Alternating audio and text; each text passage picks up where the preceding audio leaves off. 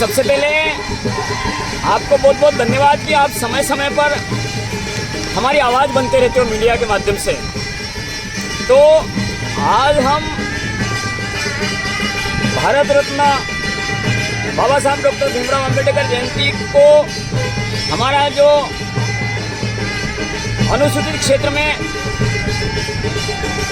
जनजाति वर्ग की 3 मांगों को लेकर के लंबे समय से आदिवासी आरक्षण मंच संघर्ष कर रहा है, उसके तत्वावधान में डायलॉग में हमारे जिन आदिवासी युवाओं को आज की तारीख में उनके जीवन के कैरियर को संवारने के लिए उन्हें बाबा साहब के सपनों के अनुसार कुछ और सहयोग करके उनके जीवन को संवारने में जो हमारे संविधान की जो आदर्श हैं, लक्ष्य हैं और बाबा साहब के जैसे महापुरुषों का जो लक्ष्य था उसी के अनुरूप कार्य करने के लिए बड़ी संख्या में आज डायलॉग पर हमारे जनजाति वर्ग के युवा और युवतियां, हमारे समाज के बड़ी संख्या में व्यक्ति एकत्रित हुए और एकत्रित होकर के हमने बाबा साहब को तहे दिल से उनके काम को नमन किया, उन्हें श्रद्धांजलि अर्पित की। जी, ये तो आपकी बात मान ली, लेकिन 2 सवाल खड़े होते हैं कि बाबा साहब को जैसे अब मैंने भी पढ़ा है, उन्होंने एक तो धर्म के ऊपर और दूसरा ज्ञान के ऊपर दुनिया की सबसे बड़ी लाइब्रेरी बाबा साहब के पास थी। लेकिन आज की पीढ़ी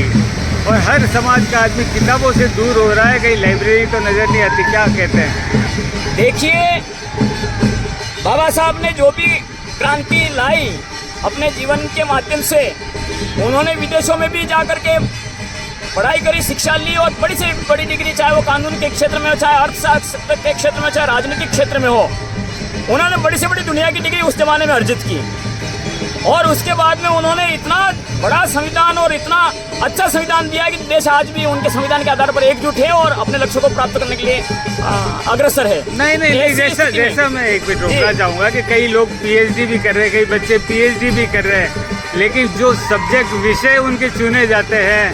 वो बड़े अजीबोगरीब होते हैं। क्या मानना है? आप खुद प्रोफेसर हैं। देखिए, मेरे प्रश्नों का आपको सीधा सा ये है कि हम जिस बात के लिए यहाँ एकत्रित हुए हैं, तो मैं तो आपके संबंध में ये कहूँगा कि हमारे बच्चे आज किस क्षेत्र में जा रहे हैं, किस क्षेत्र में नहीं जा रहे हैं, लेकिन सबसे बड़ी बात जो बाबा साहब के द्वारा संविधान के अनुच्छेद 16, 15 उसमें सामाजिक न्याय की दृष्टि से आरक्षण की व्यवस्था हुई थी। आज आरक्षित वर्ग में अगर आदिवासी में सबसे बड़ा अगर आरक्षित वर्ग देखा जाए तो भील समुदाय है और 1950 में संविधान लागू हो गया।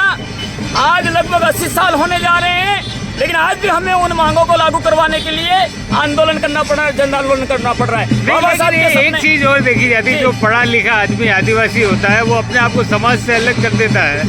कहीं नहीं अलग। मैं ये बाबा साहब के सपनों के अनुसार आप अपवाद में मान सकता हूँ, लेकिन आमतौर पे देखा जाता है वो तो व्यवस्था, वो भी व्यक्ति नहीं अलग कर रहा है,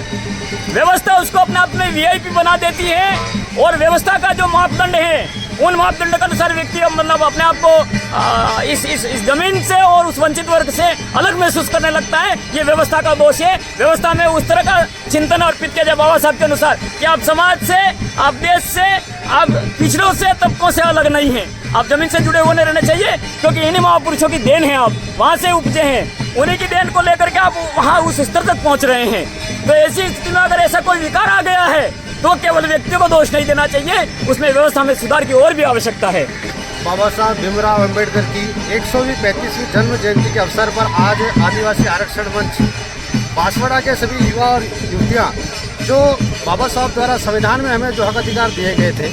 जनजातीय समाज को, अनुसूचित जाति, पिछड़ा वर्ग और खास करके महिलाओं को, जिस प्रकार से हमारी सरकारों ने इन अधिकारों को जिस तरह से उनकी पालना करनी चाहिए थी, उसमें अभी भी कुछ बाकी हैं। आज ही हमने देखा कि जिस प्रकार से अनुसूचित जाति, जनजाति और अन्य पिछड़ा वर्गों को जो अधिकारों की बात थी, ओबीसी का विषय भी चल रहा है, जनजाति से टीएसपी क्षेत्र में अनुसूचित क्षेत्र का विषय चल रहा है। आज देश की संसद नारी शक्ति वंदन अधिनियम के माध्यम से महिलाओं को भी बाबा साहब के सपनों को पूरा करने का काम कर रही है। आज आदिवासी आरक्षण मंच के माध्यम से इस अनुसूचित क्षेत्र में जो मांगे हमारी लंबित हैं, 3 सूत्री मांगों को लेकर हम लंबे समय से आंदोलनरत हैं। मैं आज इस अंबेडकर जयंती के माध्यम से इस क्षेत्र के सभी लोगों को, अनुसूचित क्षेत्र के लोगों को और सरकार को भी ये आह्वान करना चाहते हैं कि अविलंब रूप से इन मांगों को पूरी कर संविधान के वास्तव में परिणति करने का कार्य करें। जय जय हिंद, जय भारत। मैं परमेश्वर मेहड़ा, आरक्षण मंच का जिला संयोजक हूँ और भारतीय जनता पार्टी जनजाति मोर्चा का जिला अध्यक्ष, प्रदेश मीडिया प्रभारी।